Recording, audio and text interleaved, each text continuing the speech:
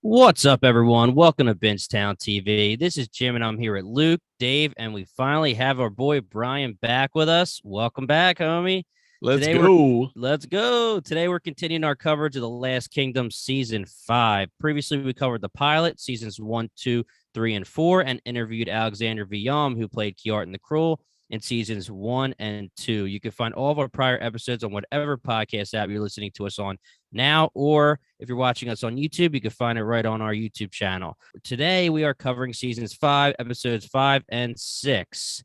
If you want to follow along with the rest of this season's coverage, please hit that subscribe button on your favorite podcast app. And you don't want to miss any of these episodes. They're getting better and better, guys. And I almost screwed up this intro because I was so upset because, oh my gosh, there's just so much death in this, much show right now. But before we get into that, Brian, welcome back, man. Let us know. What have you thought of the first 4 episodes?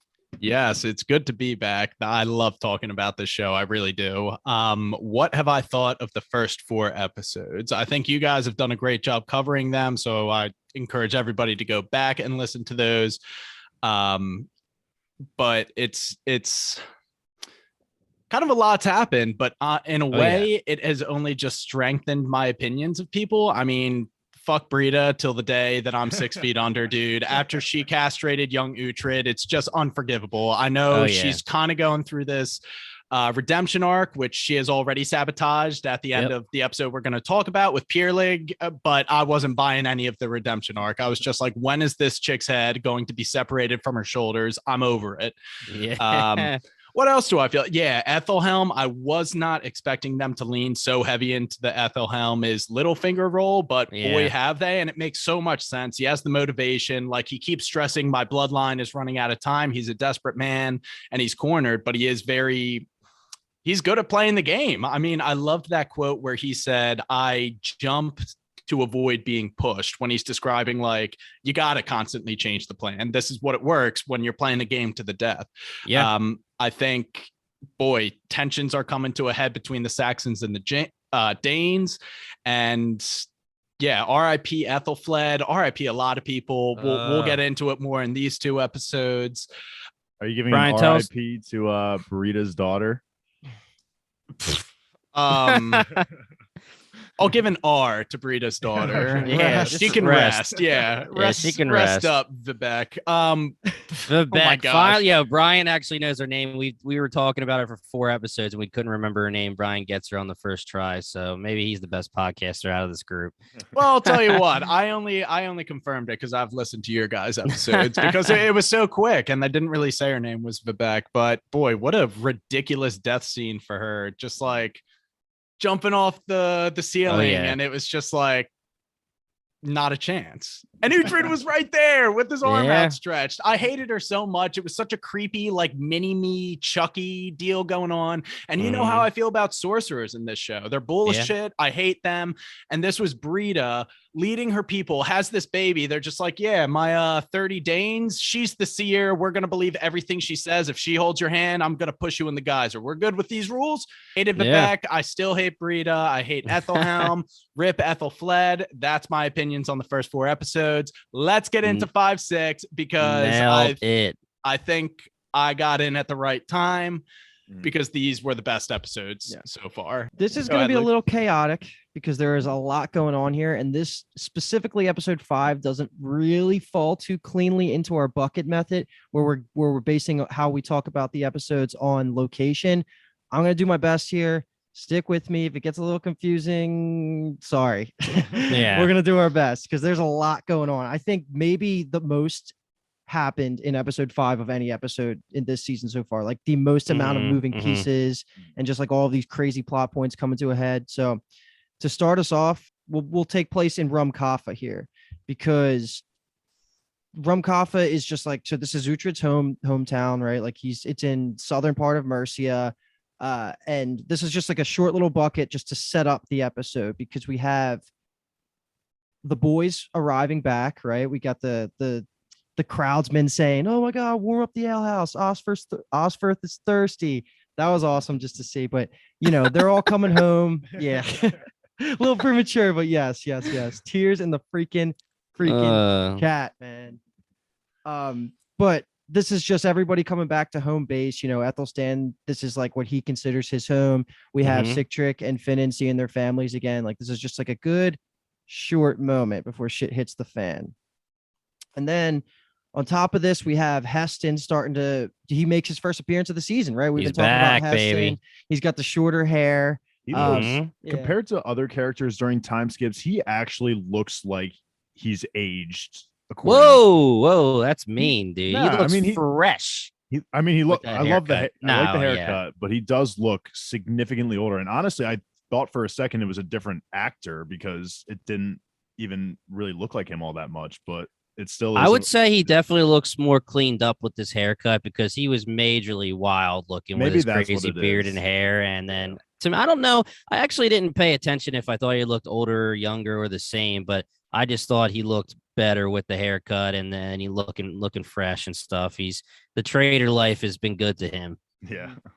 And to make sure that we're all caught up with Heston arriving here in Romkafa, we do have to step quickly away to that crazy scene that happens in the beginning of this episode with the queen, who I never even cemented her name in my head because I cared so little about her. Aethelhelm's daughter, the queen.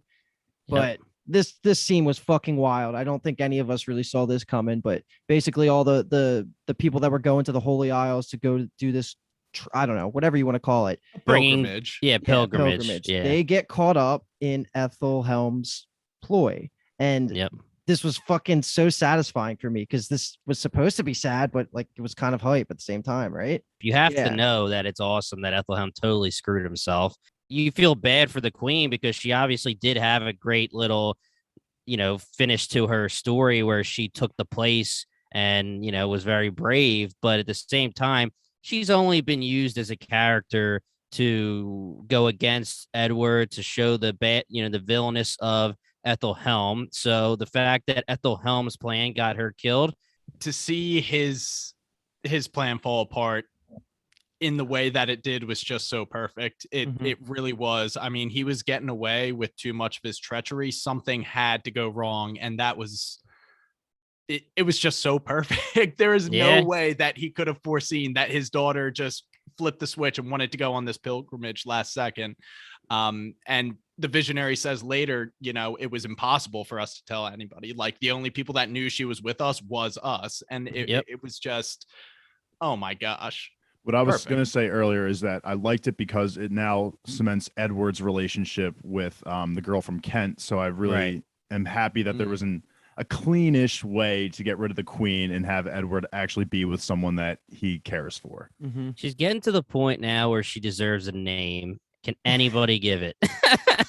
Starts with an E. The girl from Kent. I don't know. Now that she's actually giving some counsel to Edward and stuff, we can move forward while Brian looks it up. But I think we'll have to give her a name by the time we talk about her again. Her name is Edgifu. Well, there's it's exactly. Yeah, I mean, Good that's how it's luck. spelled. And she's the girl from Kent. EADGIFU. Now the people dude. understand why we can't get her name ever. Yeah. It doesn't sound like that on the show, but then you read it and it screws it up while you're hearing it versus reading it. And I never let it register. But the girl from Kent, I guess, is fine. The reason I brought this all up was because Heston is the one that finds the remains of all of the dead bodies, plus the visionary, who was actually their main target. You see the hanging body of the queen, and now we're flashing right back to Rumkafa, where Heston is the one that gives Uhtred this news. And this is such an important moment because the butterfly effect of Uhtred knowing and trying to stop this all plays out over these next 2 episodes. So for me, though, I was just hyped because were these 8 years, this time skip, like character development for Heston? Like, is he kind of a good guy? Yeah. It seems like he did what he wanted to do. Like he said last season, and even a little bit the season before that he wants to just have a woman, get some money, get some land, and call it a day. And it seems like that's what he did. I mean, he's a trader so that he can have his money. Hilarious. We'll get to the funny line later where he took everything off the queen and that was his payment. But, he's still the same guy, except he's not as much of a bad dude. But it was just crazy starting the episode with that, having Heston look around. I totally assumed that she was just taken, and like the queen, me too. Yep. And I just thought that we were gonna have a situation where Aethelhelm finds out his daughter was taken, and he's like, "Oh shit!" And then when they pan the camera to her hanging, I had to text you guys immediately, and I knew none of you had watched it yet because I started right after the last podcast, and I was like, I can't say anything, but it is starting off freaking hot. It was crazy. And we don't even need to explain the politics behind that because she is the queen, and now without Edward having that person there, Wessex is definitely going to be sent into a state of confusion, possibly with this all going down. And yeah, and Heston as a Dane, he knew that it would turn into war, and he says it to Uhtred. He says, I don't want a war. You don't want a war. And he hides the queen because he knows if the queen was found and it was the visionary saying Danes did it, Sigtrygr did it, well, then the war would start. So Heston takes the queen, brings her to Uhtred, like you said, Luke. He's grown. Heston played a good part. And we're going to jump back to Rumkaffa after Uhtred leaves, and there's more plot that goes down there. But now we're going to jump to Mercia. And I know Mercia is such a broad term in this episode because I think there's multiple spots that they hit in Mercia, but just bear with me because I'm going to also keep Alfwin and Elswith into this bucket too. Just makes more sense for this episode. But I think this is one of the first things that happens in the episode after the queen dying. Is a surprising moment for me is when Aethelhelm kind of mic drops at King Edward and says, like, I don't fucking serve you anymore, bro. And that to me was like crazy because Edward needs some loyal dudes in Mercia, and Aethelhelm is the most ideal person you can have. But we did kind of talk about last episode how we thought he was gonna be a mentor for Alfwin, and that connection's not there anymore. So it does make sense that he's like, fuck you, man. Like I'm not just gonna be a little bitch. It's wild though that the people that Edward should be able to trust the most, like Aethelhelm and Ethelstan, are not siding with him. So we're gonna see who is eventually gonna. I'm curious to see who is eventually going to make up Edward's, kind of security guards, who are going to be those trustworthy people at this point in time. Yeah. It's funny because I was bringing up, like, are we going to see rage from Aethelhelm? And not really, but it was great that he put him in his place saying, like, I don't take orders from you, dude. And the other thing is, though, it's interesting because is it Edith? So yeah, Edith asks him to stay and spy kind of. But even when he's doing that, he's still giving Edward good counsel in the rest of the other two episodes. When Edward talks to him and Edward and him are having situations where they need to make a decision, he's still giving the right counsel, even though he's technically there just to spy on him. Aethelhelm is loyal to Mercia, and I think giving Edward good advice, holy shit, giving Edward good advice is in the best interest of Mercia going forward now that Edward is the leader. And I do want to circle back because you guys made a point to say B-Toms, I think, is going to give Edward the thumbs up for his kind of coup against Mercia, 110%. Edward is questionable for me, but that was the right move. I mean, the throne was there for the taking. It was never going to be easier than that. They summed it up perfectly. Kingdoms have been won with way more bloodshed.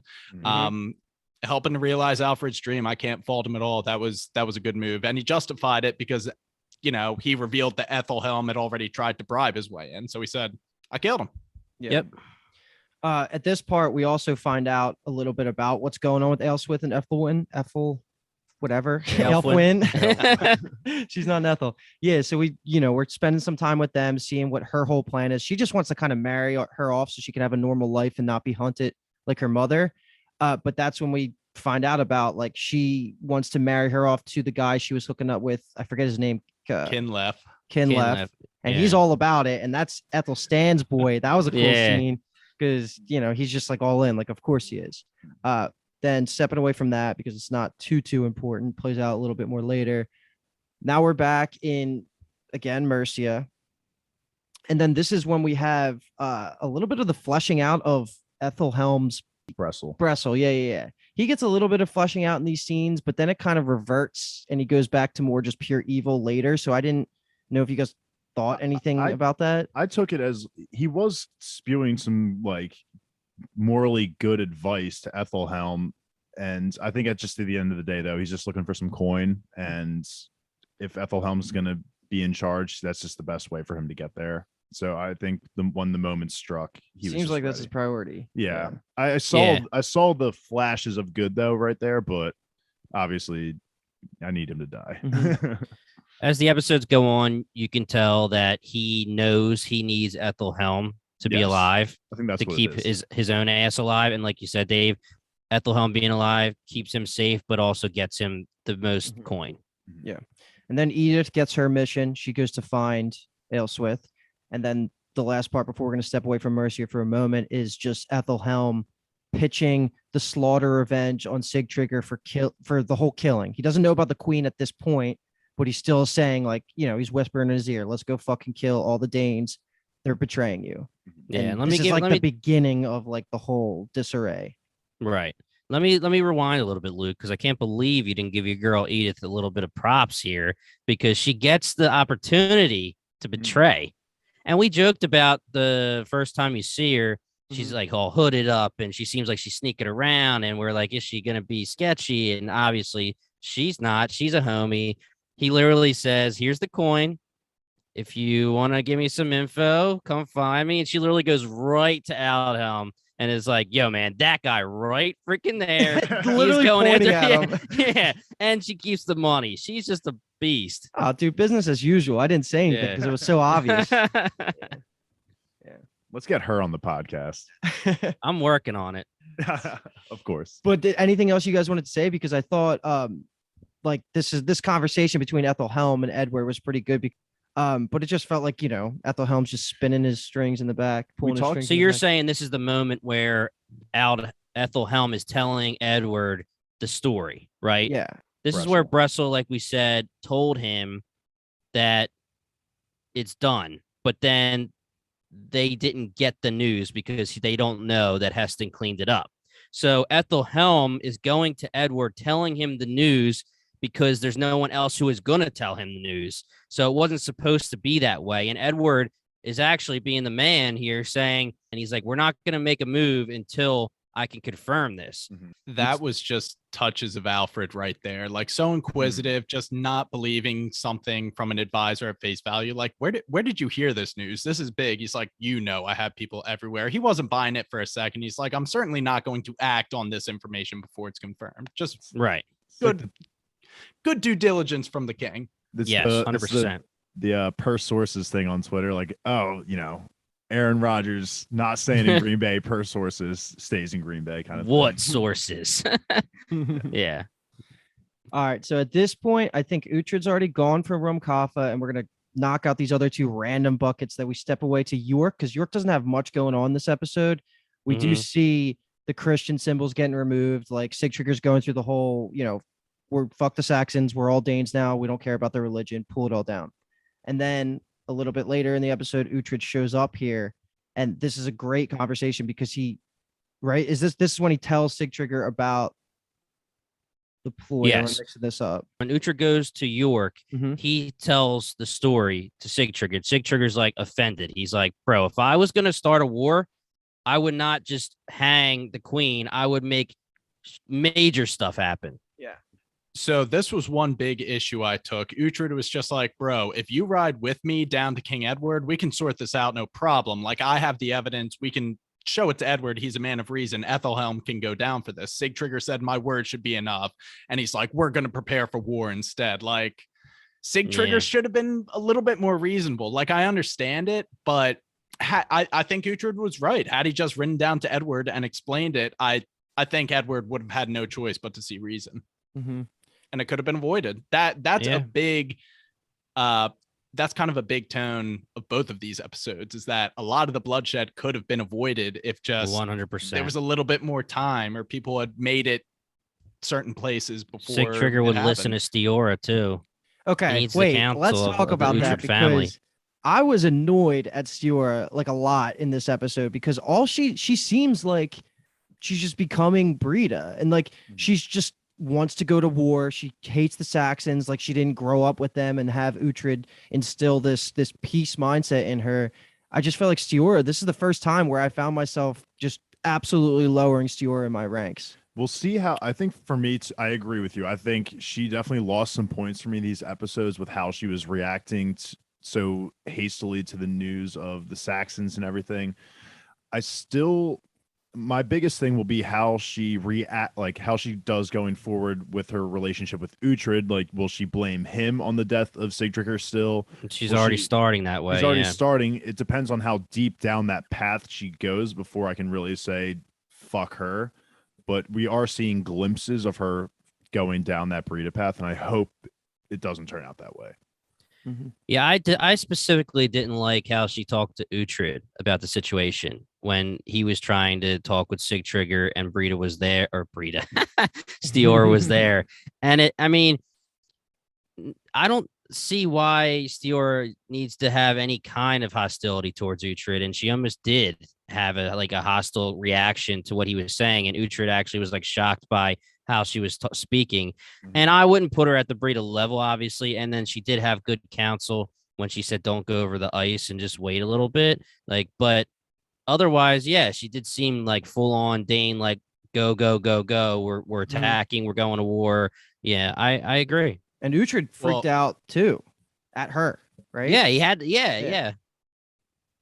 As it turned out, though, advising him not to go over the ice was poor advice because the ice was frozen over. I guess good advice in the sense that like they would have survived had they waited another night, but yeah, so it's a weird situation because it's good advice in hindsight. Because if you it would have gave them that time for Uhtred to stop everything. But if Uhtred never went to Edward and had Edward come, then yes, they would have won that battle and they were winning. Just like Sigtryggr says before he's executed, they had that camp taken care of. But Uhtred went and brought Edward to the camp. So yeah, it was a good plan, but in hindsight, Stiorra was correct. yeah. Okay, so then York picks up later, but this other quick scene we have that's unrelated to everything else is just on the road to Winchester, I think, or Wessex maybe, and it's between Brita and Peerlig. I think she's trying to let him, go home because she's still on this repentance thing. She wants to see Uhtred. And I thought this whole thing was weird because she's like, all right, that's the road. And then 2 seconds later, she turns around. You know what? I'm going to come with you. Yeah. Right. Well, yeah, the weird thing is that she's being more so about I need to be protected, not I want to do what I want to do with speaking with Uhtred. Like Peerlig says to her, I will protect you. And she's like, bullshit. As soon as I walk in, it's game over. But then I guess that's what she like thought of. Like that was her double take. And she's like, all right, you know what? Let's try it out. But I am so happy that she turned back to her non-redemption situation because I was not, we've said it before. I'm not here for the redemption, man. Fuck Brita. Yeah. Now she can have an awful death. This could be amazing. I mean, again, though, we'll get to it, I guess, but still, another stupid reason for her to just be like, you know what? I hate Uhtred. I'm coming for him, baby. Tell him. Let him know. Yeah, these random Danes died. Uhtred's fault. Let's go. Yeah. It's like, come on.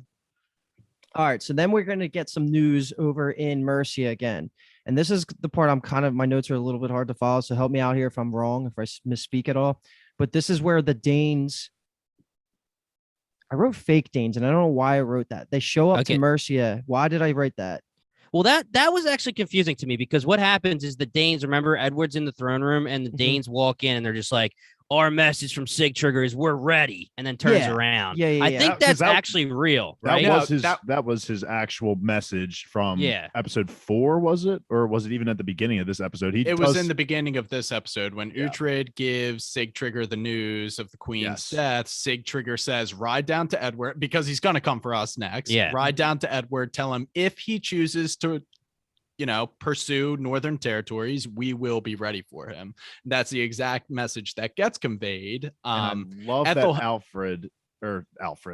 That's all right. Say it, dude. Yeah. I love that Edward is able to be like, it's not a threat. It's just a warning. Like, we just don't have to go over into his lands. That's all we have to do. And everything is fine. But it's just, he's not declaring war. He's just saying that if you show up, we're ready. He notes the difference between those two things while Aethelhelm is trying to fan the flames of war. Yes. And say, see, they're declaring war. He said, no, there's a difference between what they just said. That message definitely came at an unopportune time, like while he's getting the news of the queen being killed, which happens in almost right here. But yes. So it's but it is, to your point, Luke, it was weird the way that it went down. Yes, because I was okay. like, I double taked on it and was like, wait, was that part of Aethelhelm's plan? And then I was like, oh wait, okay, Sig Trigger did say to do that. Yeah. It was just like the timing makes was sense. crazy. Yeah. Is this also the scene where Ethelstan speaks up and makes his presence known and looks at Aethelhelm and is just like, Uhtred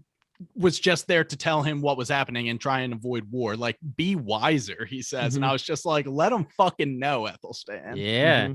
I was like, don't take it back by calling him whatever what do you say, Lord Aethelhelm instead, or Sir, it was Lord, right?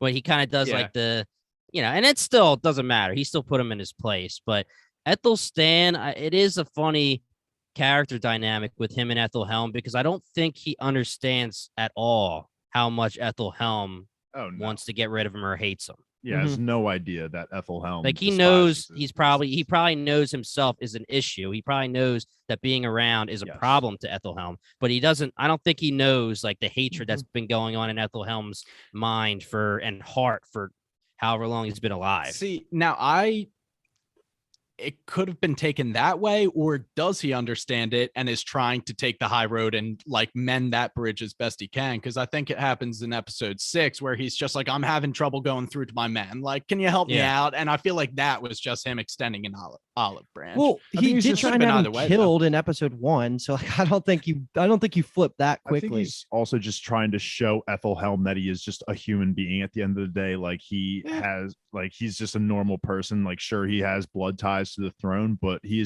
doesn't want that, and I think he's just trying to show like, hey, I'm just a guy. Yeah. Either way, in this scene, Edward dismisses Aethelhelm. I think he sends him to give a gift to the King of the Scots. I love that though. Like, that's just, again, more points for Edward, because he's so politically savvy at this point that like I feel like his only missteps were season 3, and ever since then he's been great. And I still love him killing the Elderman after we talked about it more. So I think Edward's just been a top character for me. I still think, like we talked about it in the last podcast, I think Aethelhelm should still have been punished. Like, there was no punishment for him, really. There wasn't.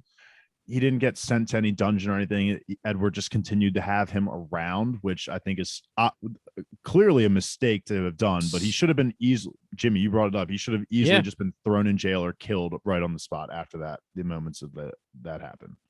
Mm-hmm.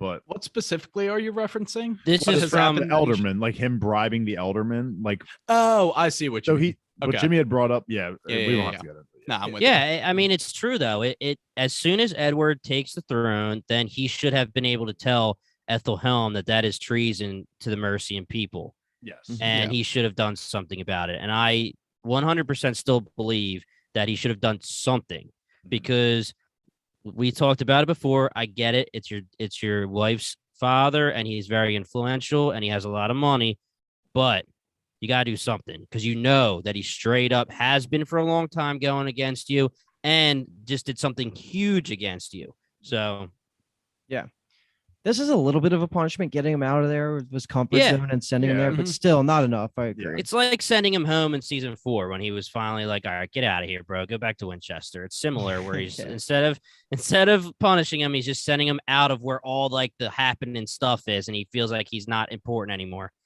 When Aethelhelm gets sent away, though, it leaves Ethelstan and Edward to have a conversation wherein Edward extends to him command of the Mercian Guard, which Ethelstan is still grappling with the morality of what Edward did to take over Mercia. But after 5 seconds, he said, I want to accept that. Yeah. That Which has is one of big for my Ethelstan. favorite quotes from Edward to Ethelstan, because I wanted him to just say this out loud so badly. And he did. He just says, there are worse punishments than being raised by Uhtred. He's like, bro, come on. You're the man now. Like, you got a good sense of morality. Like, that was a great moment for me, because it shows that Edward, it reinforces the idea that Edward made the correct decision at the end of season 4. Yep. Agreed. And he's going to be such a better commander than Eardwulf was, man. Yeah. If I'm getting his name 100%. correctly. Eardwulf. Eardwulf. Yeah. But the only other thing we need to talk about before jumping back to Rumkava is now Edward has the news of his wife dying, and he has the quick freak out for a second, and then the girl from Scent, The Lady of Kent. Lady Kent. That's fine. I like that. Lady Kent. Yeah. They talk, and he like freaks at her. Well, he freaks at her after the queen is brought back to him. Is that what you? I'm Yeah, not that sure hasn't Edward happened yet, knows right? yet. Aethelhelm doesn't know yet. Yeah. That Sorry. doesn't No, happen until that hasn't happened yet. Yeah. What's the guy's name? Bellis, the bodyguard, Aethelhelm's right hand guy. Brestle. Brestle. Breast. Brestle. Sorry. Breast. Yeah. Yeah, Brestle. Well, that should segue us because we're gonna go back to the slaughter at Rumkova anyway. So Yeah. That's where we're at, basically. yeah. So Aethelhelm kind of rallies his own fjord and says, I can't go against the wishes of the king, but if any of you Saxons would like to avenge the visionary or whatever that was slaughtered in the name of Christ, yada yada, feel free to do so, but it doesn't have my stamp of approval. Anyway, so Brestle, Brestle. Basil. Brestle. like So Brussels. Basil takes the fjord. Basil takes Basil. Aethelhelm's fjord up to Rumkova to confront all the Danes that live there, and essentially they start a genocide. That's what they're trying to do. They say, I want you, Finnan, just the head guy at Rumkova at the time, since Uhtred isn't there, round up all the pure Danes and separate them from the Saxons. And Finnan, he's in a corner, so he says, yeah, I'll get my men on it. He conspires, gets his wife to rally the men of Rumkova, like secretly, and just the way this scene gets away from us, boys. It's a sad one. So bad, man. Ugh. The first noteworthy thing once the fighting breaks out is that all the Danes are rounded up into that one thing, and young Uhtred is forced to watch while they are slaughtered. Yeah. Might I say, in the church, I am really coming to love young Uhtred. I think even though he must only be 18, 20, something around there at the time, like in his conversations with Uhtred, it seems like he really values his advice, and he's just like a really intelligent person. I feel like he's always just saying the right things. When Bishop Benedict was trying to give the Christian rights to the slaughtered Danes, he says, no, they have different customs. Like, he's just got a good head on his shoulders. Now he's like Varys now. He's no longer distracted by any, By manly any- desires. Yeah, right. Okay. Before we get into the sadness, I think we missed something. You guys could correct me if I'm wrong, but Uhtred, when he comes back to Rumkova, that's where he sees Heston, and Heston gives him the news. He talks to young Uhtred and he sees that Uhtred's in bed. This is a huge deal. Do you guys have notes on this? Because this is where Uhtred and young Uhtred are talking, and they're talking. He says Aethelflaed's dead, and he says, Father, you can now let your pain go away, and maybe you'll find a wife and have some more kids. And he says, I shouldn't have any more kids. Look at you, who's injured, and look at Stiorra, who's in the middle of a war, pretty much. No kids I don't deserve kids, right? And then he says, well, what about the other one who doesn't know he's your kid? Oh my God, we totally glossed over that, and I caught that too watching it, and I didn't like. So did I miss something? I let totally us caught discuss that. because guys, we talked about this a Yeah, we million did. times We when totally did. when seasons 3 and 4 were happening. Gisela and Uhtred had 3 kids. They had Uhtred, Stiorra, and the baby she died, and we took it like it was, just a change in canon where they're like, listen, we don't want a baby around. We're gonna have 2 kids, or we're gonna just have the little kid boy be the grown up into young Uhtred, and Stiorra is the older sibling. But actually, young Uhtred's the older sibling, then Stiorra, and now there's a baby that's hidden. That Uhtred has hidden. That's We don't nameless, talk about that. doesn't know. Are we so confirmed that it is a child between him and Gisela? Because why would that be dangerous information for anybody to know? That would just be another kid. I think it might be a child between him and Aethelflaed, because that child would have a royal bloodline, and that would be a dangerous child to know about. Are you implying that it's Aelfwine? Because it can't be her. I don't think. No. I'm not implying because that. we know that I think he's Eric, keeping whoever it is hidden.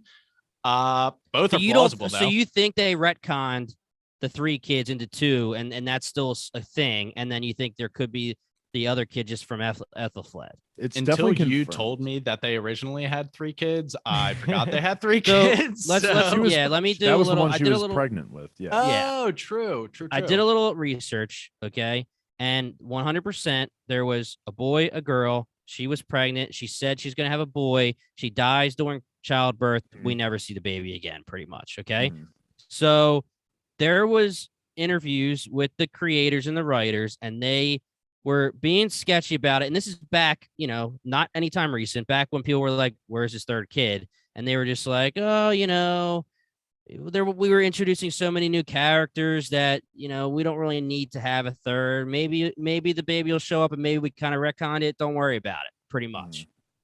Okay.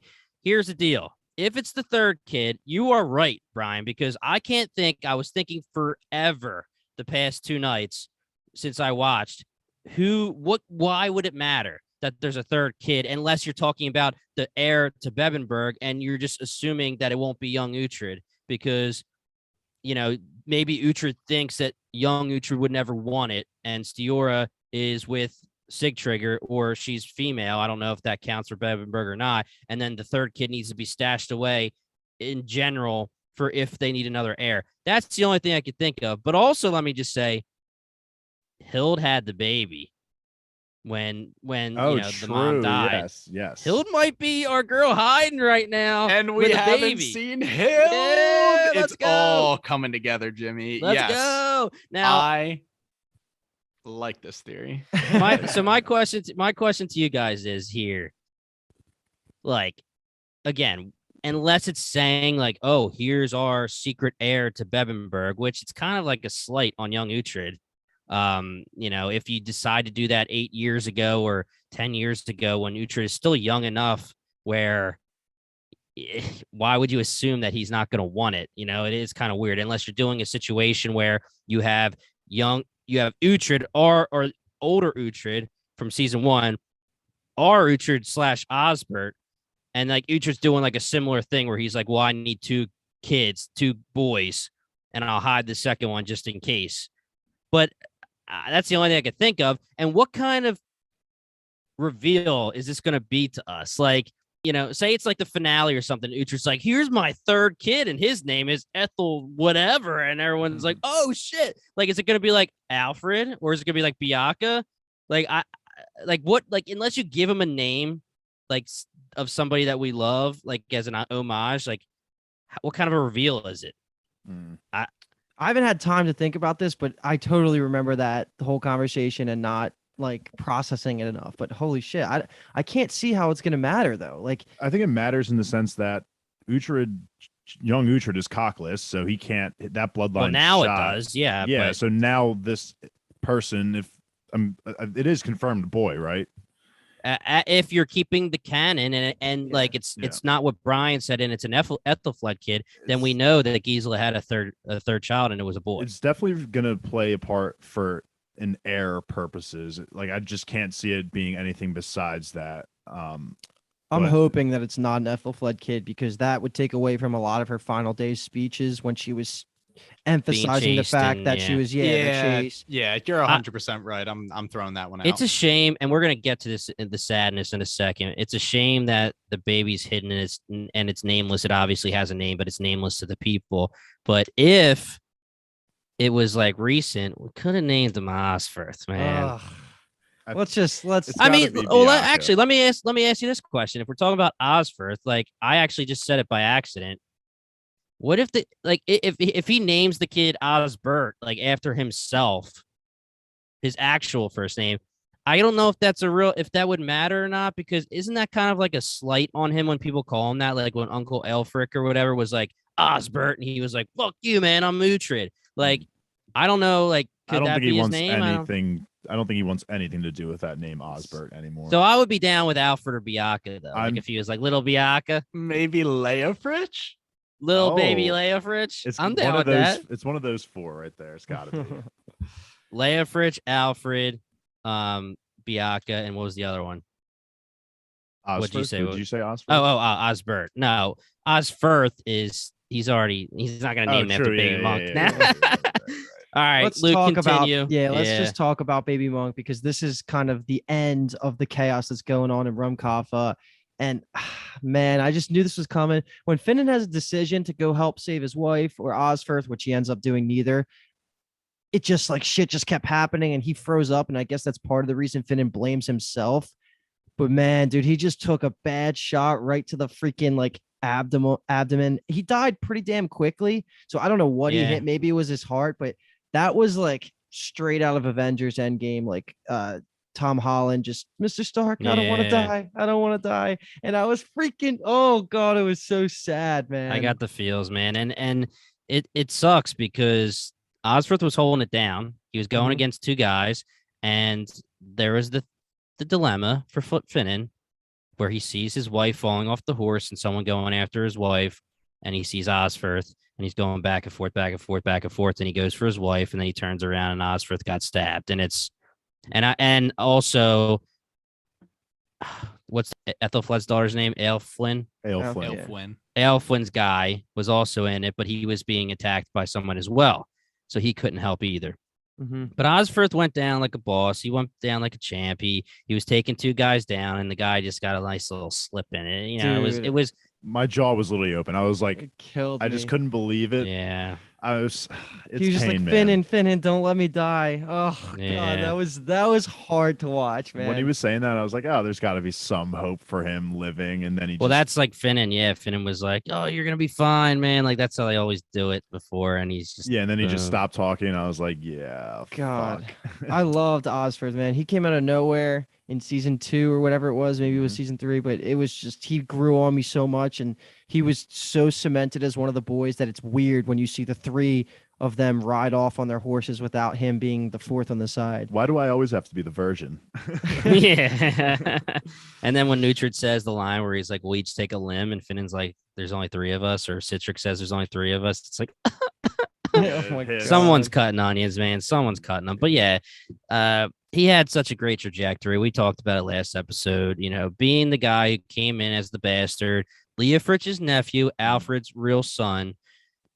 You know, he's coming in saying he wants to follow Uhtred. They're kind of taking it as a joke because obviously he's very like religious. He's the baby monk, and he has the little poke scene, and Uhtred puts him in his place, saying it's not your kill.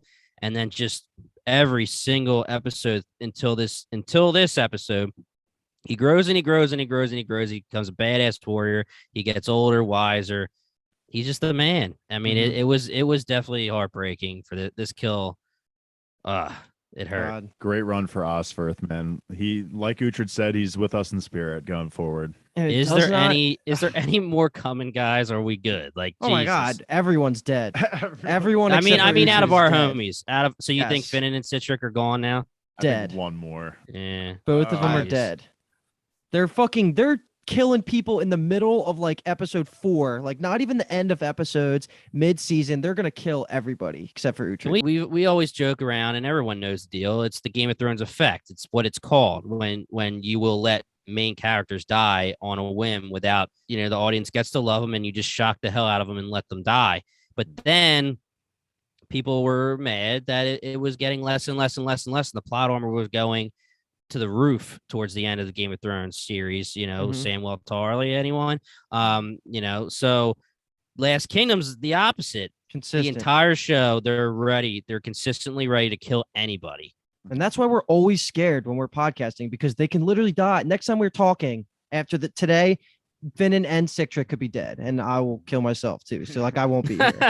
Because Yeah. Luke won't be here either. I'm getting a little bit annoyed by Ethelstan's plot armor because, like, when the Yes. dude couldn't finish the deed when he was asleep, it's like, come on. But But like, I Yeah. They are just guaranteed that he was safe for the season, so that's why. That was my protection on him. Yeah. Luke True. put his Well. protection on him, Athelstan and I would can't like die. to have Luke's protection. nah, he can't. And I don't want him to die. And that's just, they're emphasizing how good of a warrior he is for such a young age. But I think they don't need to show us any more examples. Yeah. I was ready to laugh my ass off if he was in the tent and he was getting attacked, and all of a sudden he's like, Uhtred! Like he does every other time, even though Uhtred's not there. All right, so let's do these last couple of scenes for this episode, because I know we're already pretty freaking long for episode 5. I totally anticipated this because there's so Yeah. much going on. But these next parts are just going to have to go in order of them happening, because after the battle at Rumkafa, this is when the war rally speeches start happening for all sides. And I pretty much was just like, I guess everybody except for Uhtred, Citric, and Finnan suck now, because even Aethelhelm is calling for absolute war against the Danes. We have Edward, who's ready to fuck every single one of them up. And then, of course, like Sig Bros whispering in Sig Trigger's ear, like they're gonna go to war. That was the easy sell. And of course, Stiorra is also on that side. So everybody's like hyping themselves up for this big mid-season battle that's gonna come in the next episode. So that's all going on. And then this is when Uhtred finally meets up with Sigtrygg and has the revelation. Holy shit. Yeah. Aethelhelm is the one that basically made all of this bad stuff happen. And at the same time, God, this scene fucking killed me too. When Finan doesn't even say anything when Uhtred's asking, where's Osforth?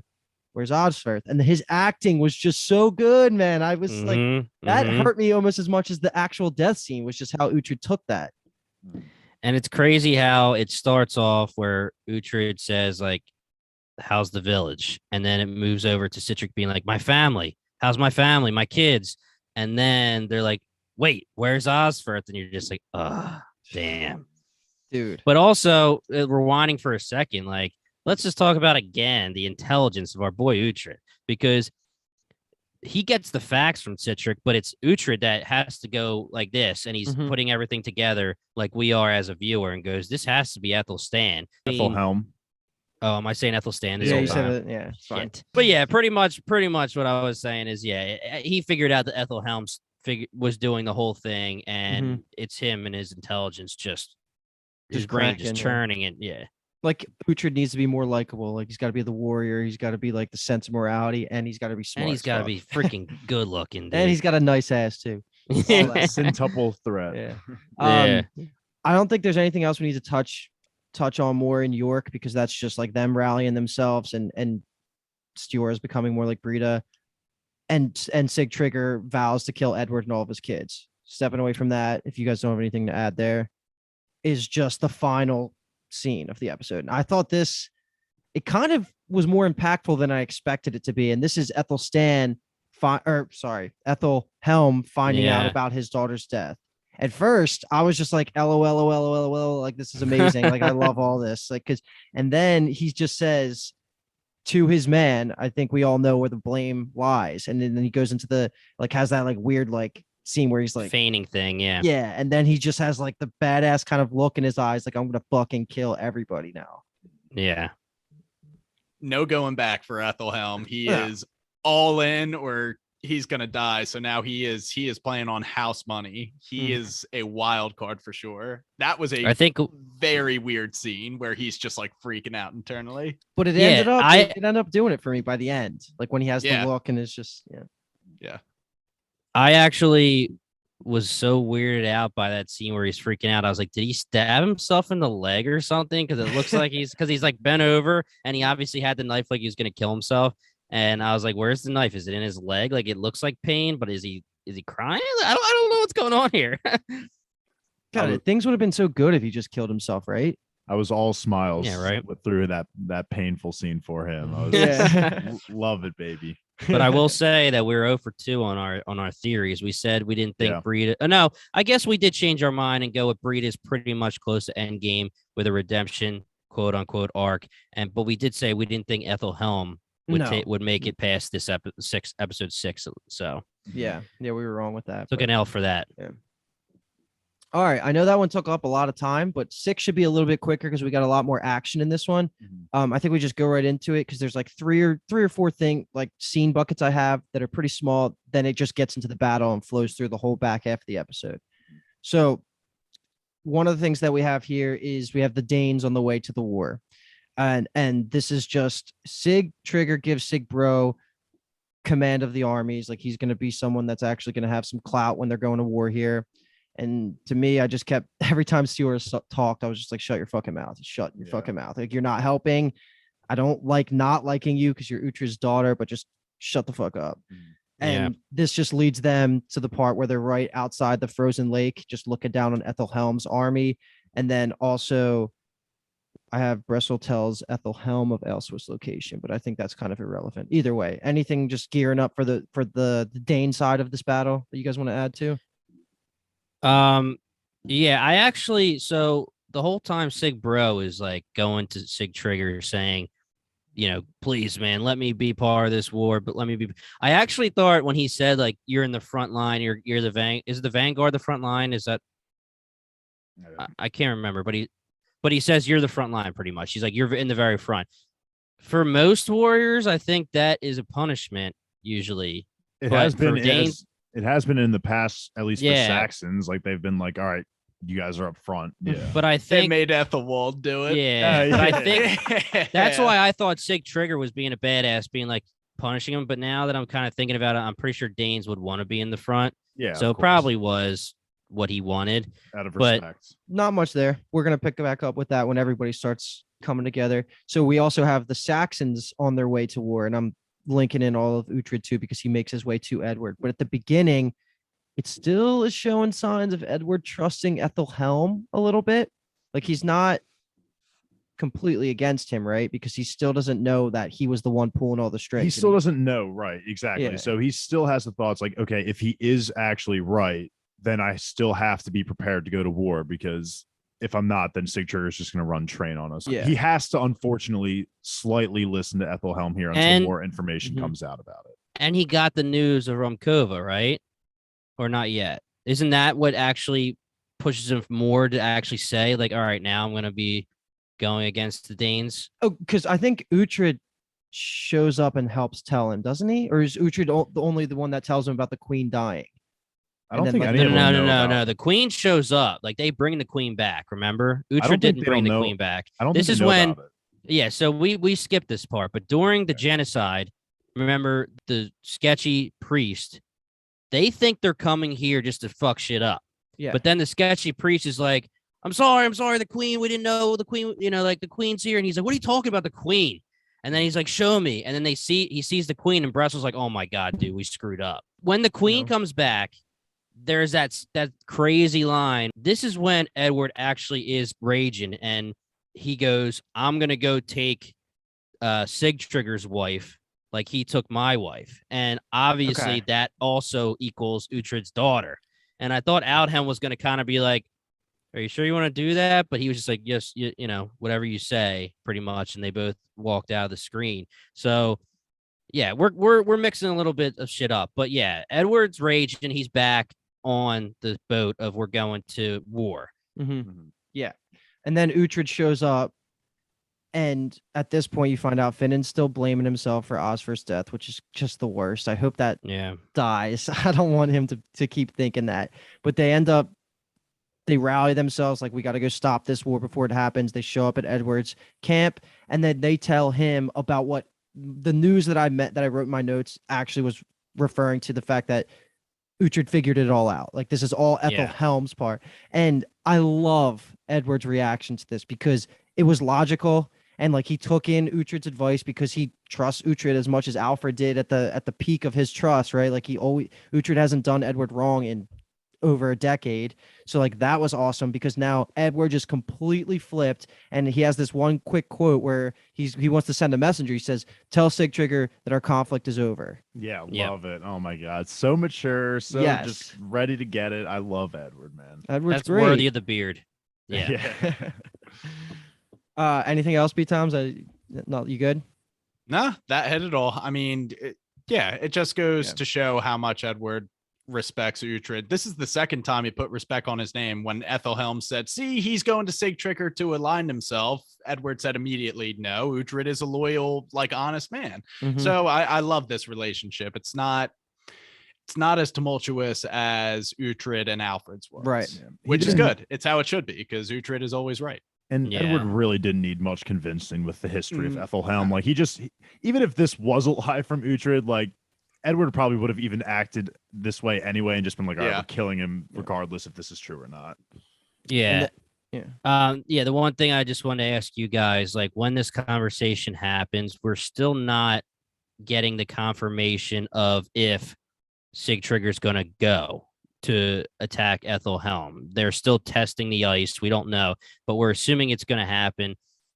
What was going through your guys' minds? Because I was letting it race through my head, like how this could screw Sig Trigger. And I was like, well, if he goes first, but then in my head, and I still want to ask your guys' opinion on this later, because I still thought that if he goes and attacks Aethelhelm, he shouldn't be blamed because he didn't know about the truce yet. That's what It I was- also felt. Yeah. I Yeah, but it's really weird, and I think the way that Edward did handle it is give him the ultimatum, like, and we'll talk about that later. But I was thinking the same thing. The other thing is, I thought he might go there and be like, okay, Sig Trigger's taken out Aethelhelm. Now I don't have to deal with Aethelhelm, but It could have been a Yeah. win-win. it Yeah. could have been. But No, I but mean, no, his if he had just just let Sig Trigger do that, then it would have been like Christians would have everywhere been freaking out it's Yeah. an I think attack on Christianity and the Saxons, which he could not because people take standing down. because only a select few people know of Ethelhelm's Weasleyness. Yeah. You know, like Yep, on yep. paper, people are just going to interpret this as like, Edward abandoning his people. yeah, Yeah. Yeah. so- And and that's Dave, what they talk, do in Scotland at the end. But yeah, and Dave, going back to your talk in the last season, it's the typical. This is why I was going through my head. The typical, you know, we're here, we're waiting, and then they show up as they're leaving, like you know, like exactly. you know. So I was like, I guarantee this shit hits the fan right before Edward and Uhtred get there. That's just what I was assuming, and then my mind's racing. I'm like, how can we keep Sig Trigger alive here? Well, that's the thing. We talked about this. I think it was last podcast when it was just Yeah, us we three. did. Yep. There was almost no way out of this for Sig Trigger. Yeah, Either he's going to have exactly. to go full rebellion against Edward and be put down. Like eventually he was going to have to secede York because Edward has Yep. to unite all of England. So like it was Yep. always, this was almost the most ideal scenario. And all he Yep, had to do was agreed. just do what Uhtred did last season when he just fakes the baptism and everything's fucking good. And I was so upset. but, Yeah. you know, like he was more prideful though about his religion Yeah. than Uhtred's ever been. Yeah, I still like what happened. He stuck to his guns. But yeah, you're right. It's the most ideal situation because you were worried, and we're all worried that what was going to happen is he was going to do a full turn, be the bad guy, and then die. Which he did not And- do. and Which he remained exactly he did not amazing. do. This is a war of two kingdoms or two whatever, Danes and Saxons, that was started in both of their minds by each other. You know, he was provoked in his own mind, and he wasn't the bad guy in this situation. Yeah. So he went to war. He attacked like you would do, and then when it comes down to it, I thought it was a good ending for him to decide, I'm not going to get baptized. I'm not going to be a Christian. I'm going to take the sword. Yeah. if we're getting into No, let's pause. Hold on. We're gonna get back to that because All right, I let me feel like pee we then, have let me pee the then. full send off for Sig Trigger too, just like we did for Osforth. So before we commence this epic battle that takes us through the back half of this episode, I have some notes that basically just say nothing scenes for Elfwyn and Elswith because they get two different scenes here before Edith shows up, and then we find out that Elfwyn left. But to me, it just felt like more, I guess, Just internal screen time. conflict, Yeah, yeah. like I almost was just like, why are they wasting screen time on these two? Because it just felt like I don't care.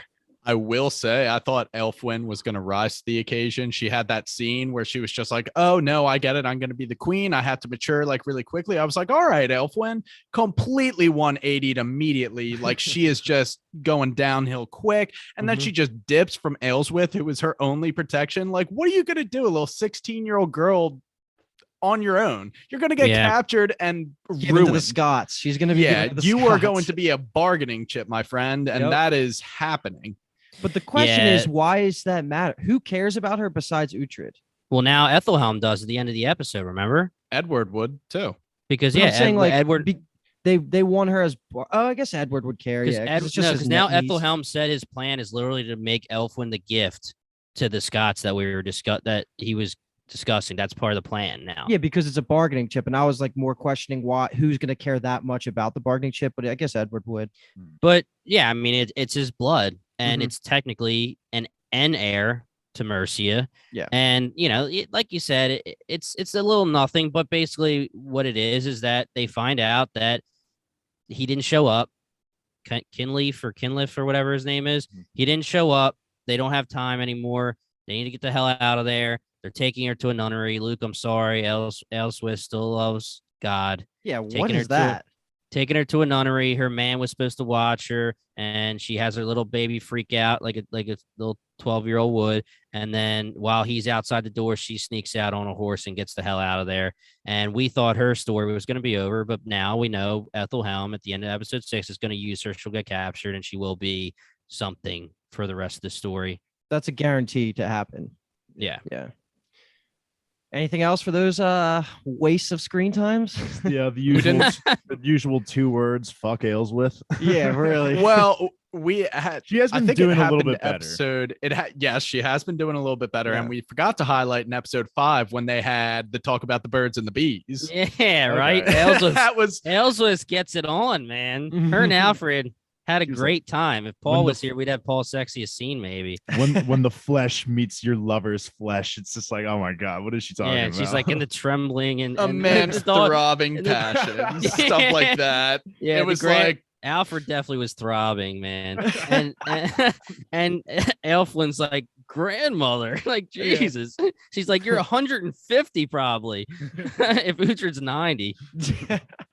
All right, but if we're good there, let's just go through all the Brita and Peer League scenes because they're pretty segregated from everything else. Yeah. The first couple, I think the first scene is just like a nothing scene, and then the second time you see them is when Peer League gets the information about the Saxon War, and this is all post battle because it results in the whole stabbing. And Jesus, man, like what the Stabby, fuck? stabby. The We stabby said he was stabby safe.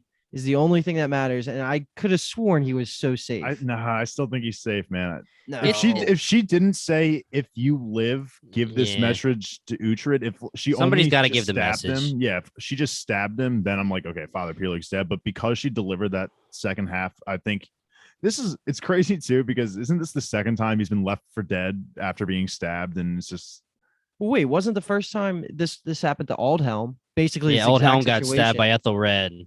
oh, maybe stomach, Father yeah. Peerling in the past was just left to walk back to Wessex. And Yeah, like, yeah. He's been Okay, he's been okay. told to walk a lot. yeah.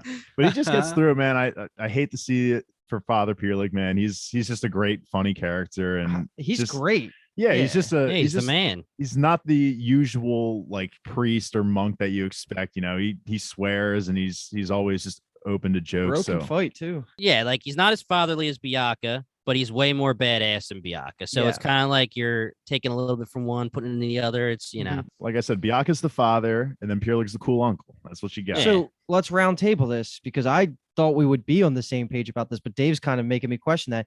Is he dead or alive? Because I thought he was dead. so I agree with Dave. I think that line means something. Okay. someone has to give the message. Also, I think he's established himself as too important or too beloved a character to have an off-screen death. That's true. He doesn't get Yeah. stabbed, bleed out credits. It just seemed Nah. like a lot of freaking blood. Like that was like Oh, an yeah. Osforth amount of blood. Like it was just instantly pooling, and he had nobody What- around him. do we know what Edith is doing? Is she on the move? Like, could she? No, Edith possibly- with Aelswith and you're actually just with Aelswith now. Yeah. Okay. Yeah. I was just trying to think of who could possibly come across him on the road that would be able to help him in that moment. Well, we know he's kind of close because they saw the camp. It's weird because Brita, if she actually is trying to give a message, stab him in the like leg or something, somewhere like that's not an artery. I mean, not in the inside of your leg or anything, but somewhere that's not going to be like a stomach wound. Like, man, Cut his penis off. No, yeah, don't right? do no more castration for anyone. Yeah, my But gosh. Jimmy, to respond, we know that she's not the brightest, nor is she. Well, I'm sorry. We know that she's not the brightest, and she is in fact the worst. So does it? It That's true. tracks that she would just stab a guy in the gut and say, "Now march and deliver this message that needs to be delivered." Yeah, Fuck that's her, true. man. Get out of here, Brita. So yeah, real quick, I don't want to beat a dead horse here, but the Brita situation, we have her saying that she's totally ready now. I have to make amends with Uhtred. And Peer League, you are going to be my protection because Peer League offered it. And of course, she didn't deserve it, but Peer League offered it. The news that we get is that he lied to her. So she takes that as, okay, you lied about my protection. So why does that equal now I don't owe Uhtred amends anymore? It should just be I owe Uhtred amends, but I'm not going to go with you because they will kill me once I go there. It should not equal I'm coming for you, Uhtred, again. So I will say that, and this is just me trying to understand Brita's logic, which is not founded in reason. Everything Father Peerleg said helped her grieve and get to a point where she would accept to make amends with Uhtred. Mm-hmm. And if she believed that he lied about the King Edward thing, that could then be extrapolated to Father Peerlig is a liar. Everything he has said is a lie. I don't know why I've been listening to this guy, keeping him safe. I'm out. That's what Okay. it is, B-Toms. That and it has to sucks. be It's it. just Yeah, stupid. it has It's to be stupid. it. It's She Breedalogic. sucks. Yeah, she's brash. She doesn't think things through. It was dumb. Yeah. It's sad, but I Okay. just feel like the writers just have like blinders on for this character. And just because she was there since day one, and it's kind of poetic that it's like Uhtred's also like same situation where she's Dane and Saxon, raised through this whole thing that she has to make it to the end.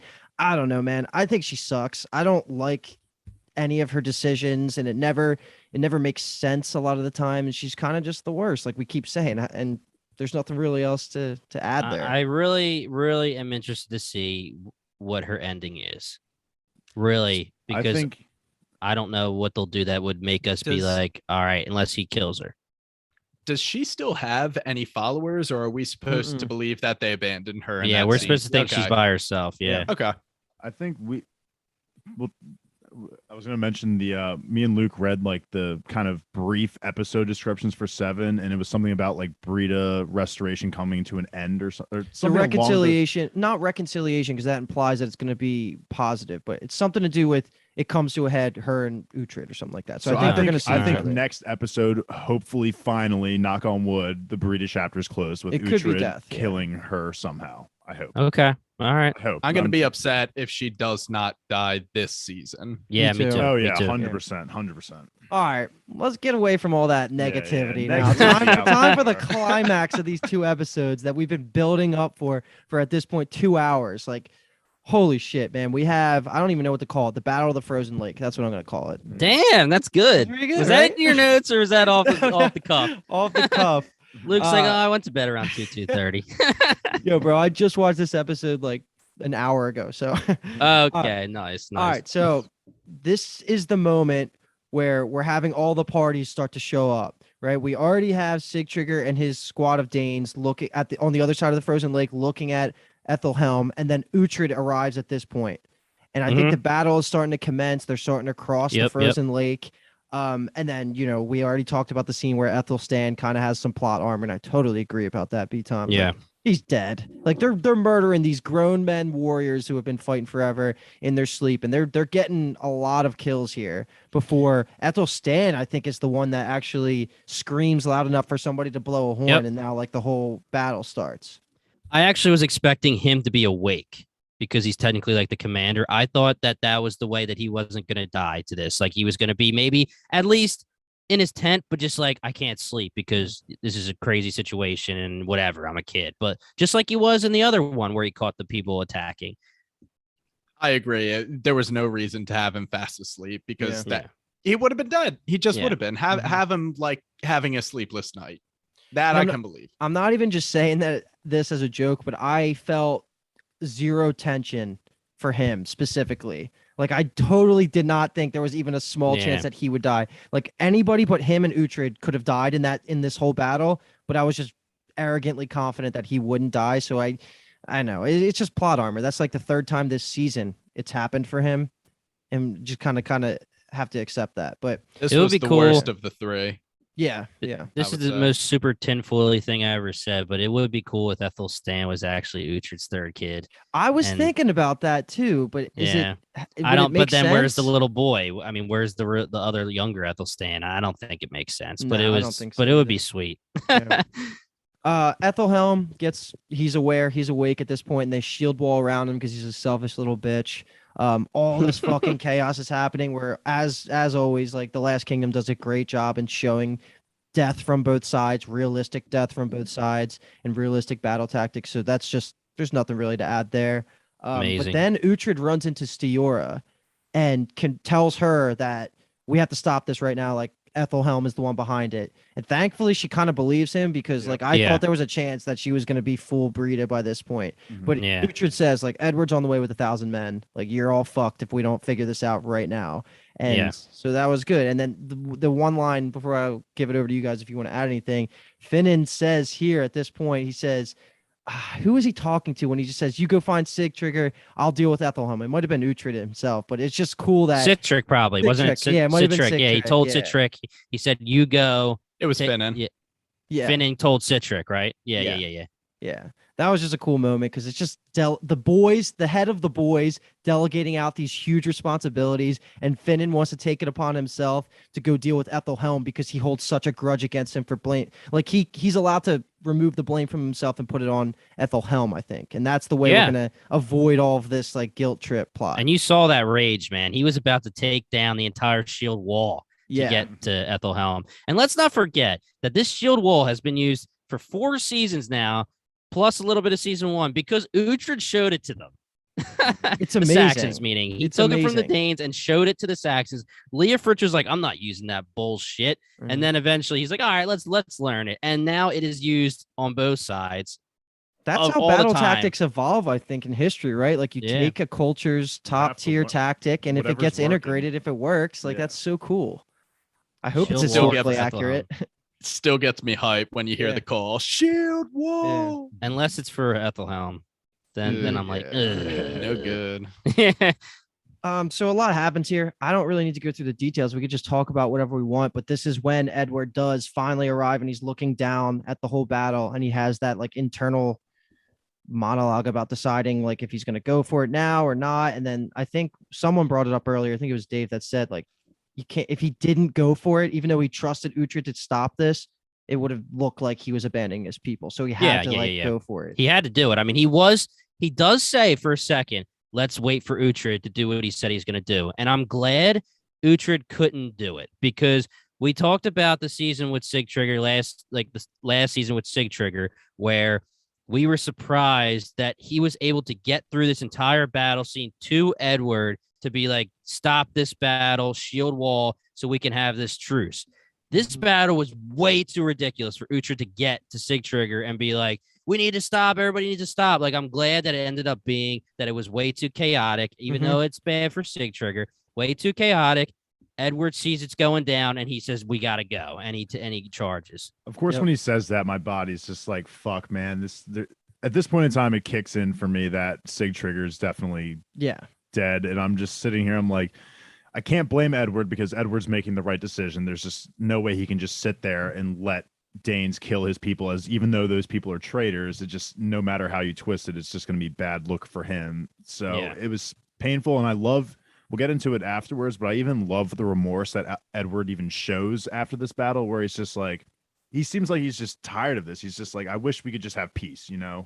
Sure, it worked in his favor that he gets Eferwich now, York, but he knows that it's at the cost of a lot. And he even knew that Sigtrygr was a trustworthy guy and that this whole thing could have been avoided if, you know, the truth had just gotten there sooner. So just, again, continuing to gush over Edward and how well of a king he's developed into. And it was painful to watch him go against Sigtrygr. And speaking of that, I think this scene also showed him and Aethelhelm to both catching a bunch of bodies, like just they're absolutely slaying. And I was just thinking about it, like I think this is like the one area that Edward just completely trumps Alfred in is actually battle, right? Like he's actually a better fighter than Alfred was. Have anything holding him back. I mean, he started off really awful, and that was the awesome line where Uhtred says, important people died so that you could live. Don't waste it. And that was when like he was learning with Stiorra, and then he was learning with the wooden swords. And Uhtred's like, no, use a real sword. You have to assume that after that, Stiorra and having all those years before that war where Stiorra dies, Stiorra had to turn him into some kind of a badass. You would think that's some good subtle character development in the background. Yeah, hell yeah. Because he can fight, man. He's on the cavalry. He's like slicing bitches. I love seeing Aethelhelm get some kills too. He needs to get some rage out. He deserves it. And I thought that Sigtrygr was going to die in the battle.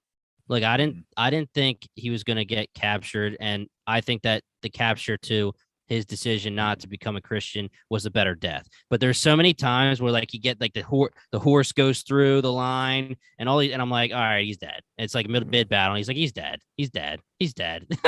I just kept thinking it was going to be that then, but thankfully, because of Osforth's death being so close to this, I was a little comfortable about Finnan and Sigtrygr. I didn't think they would have taken 2 of Uhtred's like right-hand men just right away. But I was more worried about Sigtrygr than Finnan in this scene. Like I felt like they showed him a couple times like fighting, but he also Sigtrygr does get away for a second when he safely brings Ethelstan to Stiorra, right? Yes. Yep. Yeah. Yep. And I was happy that Stiorra was like crying I a think lot. Finn. I'm gonna just. This might be a stretch, but I think Luke Finn's loves gonna be tears. safe. Mhm. I think Finn's safe until he gets his revenge. I don't think we have to worry On about Aethelhelm. Yeah, until he gets or Aethelhelm, or until he resolves his internal like strife about blaming himself. So I let's think just he'll be hope safe. that he's freaking blaming himself Yeah, to the end of that's time. it, It's your fucking fault, Finnan. Yeah. Stay Yeah. alive. Cry yourself to sleep every night, Finn, and just keep yourself alive. Yeah.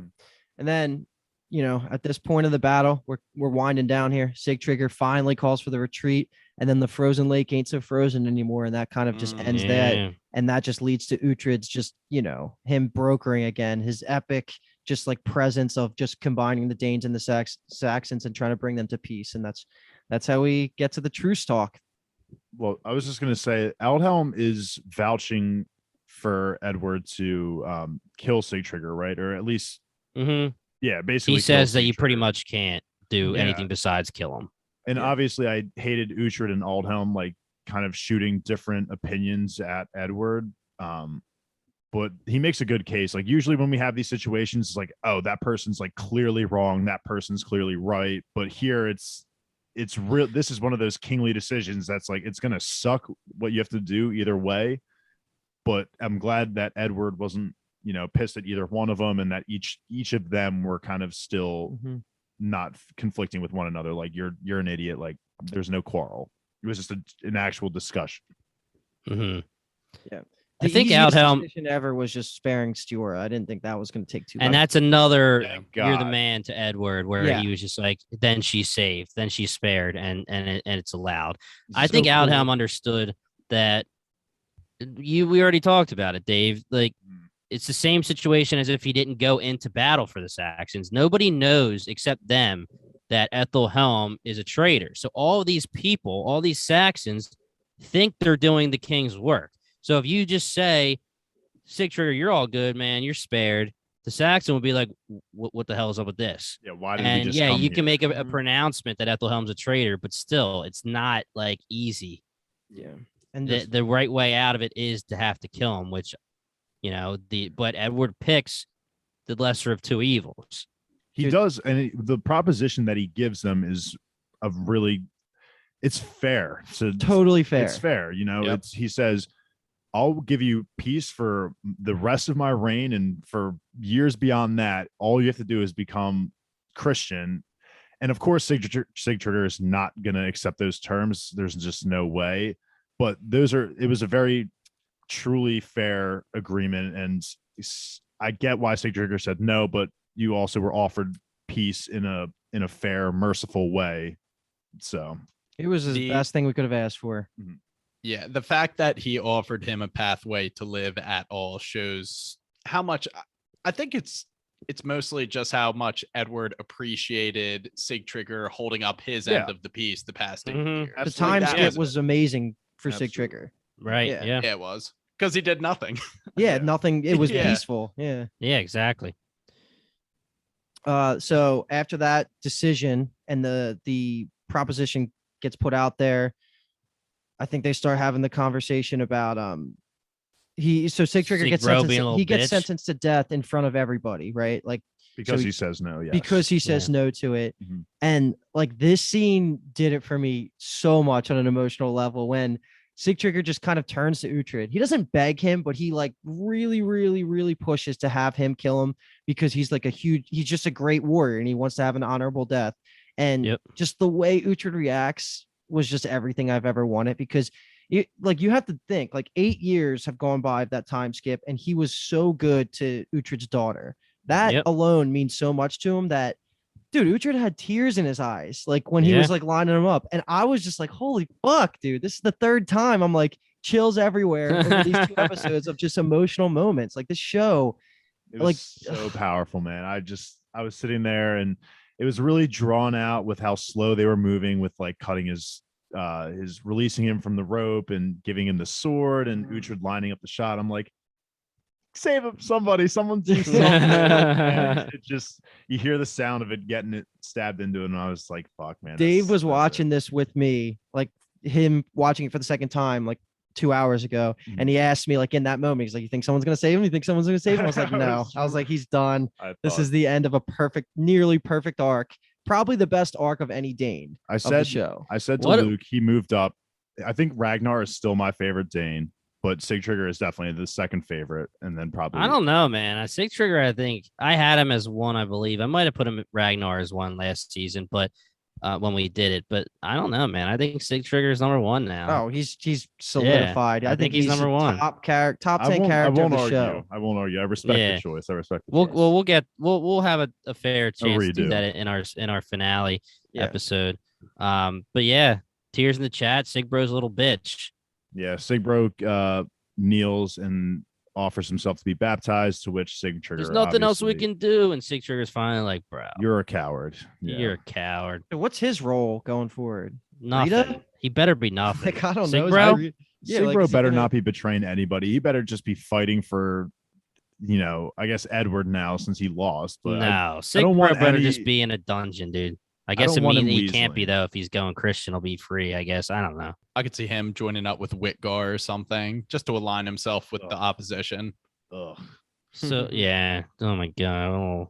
Oh, biatch. I actually hold it against Sigtrygger that Sigbro is still alive. He should have been executed. Oh, yeah. 100%. Granted, 100%. Sigbro didn't have any super impactful moments because of that. That like cost one of our characters their lives. Whoa. He's the one who decided we had to cross the lake. True. Yeah, he's the one with the choice. I mean, if he didn't bring that up, then it would have been they would have waited because Stiorra was Edward was gonna pull something like this anyway. Like, yo, okay, I know that this was all set up by Aethelhelm, but like you guys got to be Christian because you're gonna fucking I don't know. Maybe I'm wrong. I don't know, man. Like that was the point. He said we have no more quarrels. I mean, it should have been done. But it's all in hindsight. Just like Stiorra was right when she said we can't go around the lake. Their watchmen will catch us and we'll be slaughtered. That's fine. Then Sigbro was like, it's frozen. I know all about Iceland, frozen lakes. She's like, yeah, we're not in Iceland, dude, which is totally true. Like, geez. How many times have we seen videos of people walking across frozen lakes and falling through? But yeah, that was his decision, and Sigtrygger took it. Again, this is all Monday morning quarterbacking, but I love that term. But to end out this episode, we have some of my favorite shit, right? We got some more chess pieces moving on the board. And they were well planted, these seeds, earlier in this season. I brought it up on episode 1 when they have that throwaway line. I was like, damn, I love that. Yeah. But we're gonna find out here that Aethelhelm, I think, is just gonna completely team up with King Constantine of Scotia to take Edward down. Like he's gonna try and flip everybody and just go to absolute nuclear war against the whole continent. He's looking for Aelflin as well. Looking for Aelflin. As the he needs Aelflin to get the Constantine. That's his bargaining chip. And this scene was great. And then this leads right into us actually seeing the Kingdom of Scotia. And I just love these like last minute players in the game that makes sense, that didn't come from nowhere, but are going to have some pool in the back half of this season because we finished up with episode 6. We got 4 more good episodes left. And the movie. So we have Bebbanburg and now this final threat of King Constantine to deal with over these final 6 hours of screen time we have left. But the more important thing, of course, is at the table, who's pledging their allegiance to the Kingdom of Scotia, is Whitgar of Bebbanburg. And that was awesome, bro. I was going to say, what an awful haircut. Terrible haircut. What was his hairstyle when we first got into it? Was kind of like that, just not as bad of a bowl cut. It was similar now to that he's cleaned up, it's a lot worse. It's been 8 years, so he had time to get some kind of haircut, but it made it awful. This is all I ever wanted, because I wanted more of a reason to build up Whitgar. Yeah. Plenty of time. 4 episodes. It's so much is going to happen. Oh, yeah. Him 4 episodes is like a season. Him saying Whitgar of Bebbanburg, nails on a chalkboard. Uhtred of Bebbanburg. Oh, yeah. Come on he now. doesn't say it as cool as Uhtred at all. And I don't know. Am I getting this wrong here? So when Elfric was, the leader of Bebbanburg, not the true leader, but he was the leader. He was the big dog. It was the Scots that were attacking him, right? Yeah. So does that mean that they yielded to them? Is that why he's part of it with Constantine? I just think it's a complete regimen shift and a complete mindset shift where he was probably so willing to just do anything to gain more power. Yeah. Okay, yeah, so that makes sense because Whitgar pretty much does say that like we're changing everything when he gets there, and the times are changing. Okay, so the Scots attacking Bebenberg is an Elfric thing, and then when Whitgar takes over, it probably changed everything. Okay, all right. That was also 8 years ago or time skip ago, so we don't know what's happened in between. Okay, makes sense. Great ending. The way they described it too is just perfect. The way how the events of what happened at the Battle of the Frozen Lake obviously transpired into what we had said. The truth is never going to be the truth when there are whispers of everyone talking about it. So the events came out to the Scotians as, okay, Alfred betrayed Sigtrygr, which we know wasn't true at all. It just was a complete misunderstanding. And they're like, and from their perspective, they saw that and they're like, okay, now that he took out a part of his own kingdom to claim it more of as his own, they might come for us next. So we need to ally ourselves. And those seeds have been planted all over the place. And I think this was just a great time for them to just be introduced. And I think we said it last episode. It might've been me. That was just like, I think we're going to get the final 3 or 4 episodes of Bebenberg, or at least of Whitgar, to develop his character. And we're getting that here. And I'm so excited for it. Agreed. The Danes are no longer a thing anymore. Like there's no one left. Like Heston's obviously not going to be a major player anymore. The only one that's left is Brita, and she might be coming to a close. What I will say is we should never count out Heston. Yeah. Heston's always moving chess pieces. He won't be a big player, but I think Uhtred said it himself. You're a part of this now, dude, whether you want to or not. I was going to ask you guys, do you think he's still going to be around for the rest of the season? I don't know. My comment was is answering that. So my comment was going to be that Heston didn't need to be introduced in this, these first 4 or 5 episodes. Like he didn't need to be the guy that relayed the information to Uhtred. It could have been anybody else, but I think because they just wanted to show that he's still around, and that was his introduction, and now he will definitely be back in it to play a bigger role. Okay. I buy it. I mean, he said he had a settlement twice as big as whether he was just flapping his gums, who knows, but it seems like he has land, silver, and men. So, he could align himself with one of the kings that are going to be in the movie. Yeah. Okay. So what is left for Edward to unite for him to complete Alfred's dream? If he still needs to technically get more of Northumbria. Yeah, because the Northumbrians now that's who was at the table with the Scotians were Northumbrians. So there's clearly a divide with Northumbria. Some maybe identifying with Wessex and others seeing Edward. So is York not part of Northumbria? Not yet, I don't think. But it seems like he might have taken it under his role now that he killed Sigtrygr. Okay. Okay. Has he taken East Anglia? I think that's been under control since the earlier seasons, though, right? So I remember Ethelred took East Anglia when he left Mercia unguarded. So I'm pretty sure that the line while they were sieging, is that a word, sieging? I guess, right? It is. When they were sieging Winchester, when it was taken by Sigtrygr, the line I'm pretty sure was that Ethelfled was taking East Anglia, and then when she showed up at the last second to help them out, it was, we have completed our capture of East Anglia. We're here to help. I'm pretty sure that was right. You're right. Okay.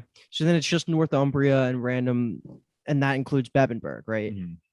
Yes. Yeah. Damn. The last kingdom, baby. The last kingdom. I think it was you, B-Toms, that said that these were the best episodes this season, and I have to agree with you. It was just the heel turns, the death, and just the politics are spicing up, man. Everything's just been incredible. Mm-hmm. So episode 5 was just a mind fuck for me. Like once I saw the queen hanging there, I was just, my mind was racing. This is going to send shockwaves throughout the country. Like this is so good. The political ramifications of this, I'm so happy. We actually, speaking of that, we have to get in. That'll have to be tackled in next episode. Like, who is Alfred going? Like, I keep saying Alfred. I keep saying Alfred. That's all right, bro. Edward is gonna have to, find a new queen, and obviously the girl from The Kent Queen is of first. Kent. Yeah, Lady is the Kent. first on the list. But Yeah, we who didn't talk about knows? the fact that he just straight bangs his girl from Kent right after he finds out the queen died. Oh, And he's yeah. like, I thought I that was don't think funny. I was a great king. I was bad, man. I could have loved her better. You want to bang? Yeah. You feel me? And She she didn't. says, "Don't be a great man, be a great king." So I'm Yeah, still yeah. watching her. Still watching her. Yeah, yeah. All right, so we're done here. Let's see. Do we have any lasting thoughts, lasting theories that we want to talk about for these 4 episodes? We obviously have the secret baby that's going to maybe come up, which we still can't really figure out exactly what his purpose is, unless it's just to be an heir of Bebenberg and he's hidden. I don't know. Is there any theories for that right now? Not really, right? I mean, all I know is that he'll better have him. I think my theory, it's not really a theory, it's just more of a guess, a prediction of how the rest of the season and movie is going to get laid out. This is a total long shot. I'm just pulling this out of nowhere, but I think what's going to happen is that Bebenberg is going to be dealt with by the end of this season. And I think the movie is going to focus more on uniting the Christian kingdoms. And that's why like the movie is titled The Seven. I think it's going to be like kind of like a world war kind of thing where it's just mostly focused on Saxons and Christians fighting each other rather than more so Uhtred focusing on Bebenberg. Saxons and Christians? What do you mean? Sorry, just Internal conflict. yeah, just you're internal saying. conflict Gotcha. within that region is what I'm saying. Make But I think Bebenberg, Edward may be like the king, but there'll be other people saying they're king, and Yeah, nobody's like I saying said, that he. that's a long shot, but that's how I think it's going to be laid out. Bebenberg will be completed by the end of this season. So my hopes for next time we're talking, which is going to mean 2 episodes worth of content. Hope Stiorra just chills the fuck out and she kind of like starts being tame and doesn't get worse. And Yeah. then Brita, Aethelhelm, and Peerlake dead next time we talk. That's what you want, or that's what you No, think? that's what I think. Yeah, how can you want Peerlake dead? No, of Yeah. course No not. one I wants think that. all 3 of those guys are going to be Say that. off Say the that list board. again. Brita, Aethelhelm, and then Peerlake are going to be gone by the time we talk next. Okay. All right. So if Peerlake's alive, I think he makes it to the end. Like Well- if that didn't kill him, because we made the joke that he should be safe if he made it past Brita the first time, and then of course we're totally wrong and Brita stabs him in the stomach. So whatever. But Bitch. I think that he will be alive. I think he'll be one of the homies that sticks. I don't know what's going to happen with Finnan and Citric, though. But I agree, Aethelhelm, he's part of the Scotia conflict, but he's got to get Elf. We have to have, in these 2 episodes, he has to get Elfwyn. He has to bring her to Scotland if his plan goes to fruition. Or he could be thwarted and taken care of, and it can just be Uhtred's going for Bebenberg anyway. Mm-hmm. So I guess we don't necessarily need Aethelhelm for Uhtred to go to Bebenberg. Yeah. So I'd be fine if he dies. I mean, of course I'd be fine if he dies. Brian doesn't like theories. I hate theories, man. I hate theories. I also suck at guessing theories, but I don't know. I'm gonna say that yes, the unknown son is going to be revealed with Hild. I hope What's his name going to be? I hope it's Leofrich. That would be sweet. I really hope it's Leofrich. And that If would we're- make a lot of sense because that was like Uhtred's mentor, more Yeah, so, yeah. like Beocca was a father. Leofrich was like his warrior mentor that became like, I think that would just make a lot of sense. It makes so much sense to what you're saying, because the baby was born pre-reconciliation and love for Alfred and pre-Father Beocca death. And even though Beocca's always been his boy, you wouldn't really think to name your son Beocca unless Beocca was already dead. Leofrich Yes. was your boy and he was dead. Osforth is gone.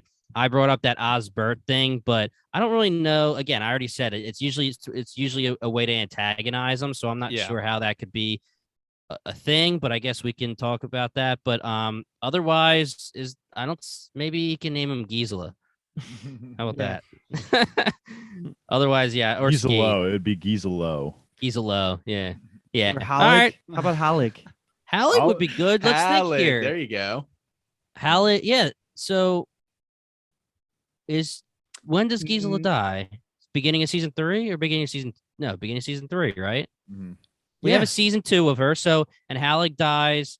In the middle The of slave season 2. arc is 2, right? Yeah, that would time up. Checks out. Okay. Those That'd are be the front good. runners. Leo That'd be a Ferdinand. nice now, callback. now, if he names the kid Leofrich, that's disrespectful to Holly because that was more Yeah. recent Yeah. and raw. Well, What if he- also, What if he Uhtred names was the kid away. Gutrid, dude? Yeah, Uhtred don't the even. third. No, I said Gutrid, Luke. To Oh, piss you Gutrid. off, I but- think you said Uhtred. In reality, though, the kid was born while Uhtred was away, so maybe Gisela just named him named him whatever. something. Yeah. The only reason I said like that it should have some name that we recognize is literally for that reason. Like when it's the reveal, you can be like, oh, cool, Yeah, that's a yeah. recognizable thing. But otherwise, guys, anything else? Hit me with a doc. Hit me with it, Doc. All right, guys. We are done with these 2 episodes. We have 4 more left, 7, 8, 9, and 10. And then the movie. We will definitely do the movie. We don't know when that's coming out. But for now, 4 more episodes left. We are binging as soon as it's done. Last time I did that, I had to wait 2 days until I could talk about it. It was a nightmare. But I'm going to have to watch tonight anyway. I just can't not do it. But guys, if you like what you heard, follow us on Bingetown TV, all social media. Please, please, please give us a subscribe on YouTube and any of your favorite podcasts. If you're watching it on YouTube, we appreciate every single subscriber. Same for our podcast apps. 5-star review. We love you so much, guys, if you do that. We also have a Patreon now, guys. Patreon.com/BingetownTV. 2 tiers. They have exclusive content for you, exclusive podcast interviews with the stars of some of your favorite shows, video versions of them, uncut, exclusive podcast episodes where we just talk about what we're watching, shooting the shit, just like you guys are hanging out with us. Those are fun to record and hopefully they're fun to listen to. We have a lot of other cool stuff coming for that. Patreon.com/BingetownTV. Like I said, all socials are Bingetown TV. You can find us at BingetownTV.com. Dave, do you have anything for me before I say we are Bingetown TV? I always fuck this up. What am I supposed to say? No, nothing. The one time you had something funny, so I wanted to see if you could do Oh, it yeah, again. But yeah. again, you failed me. We are Bingetown TV. Destiny is all. And thank you so much for listening.